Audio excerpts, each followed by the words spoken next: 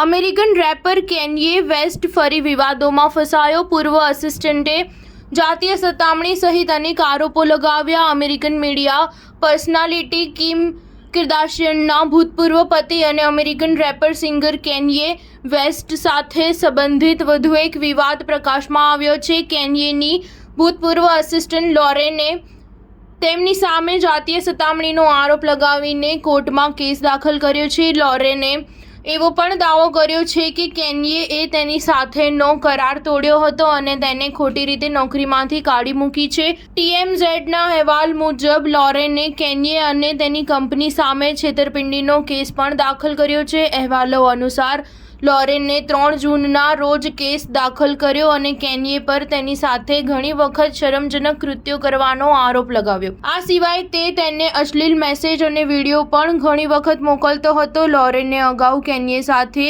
2021માં release થયેલા આલ્બમમાં કામ કર્યું હતું. અહેવાલો અનુસાર કેન્યેએ 2021માં વાર્ષિક $1 મિલિયન પગાર સાથે લોરેનને તેના સહાયક તરીકે રાખી હતી. આ કરાર અંતર્ગત તેણે ગાયક સાથે 24 કલાક હાજર રહેવાનું હતું.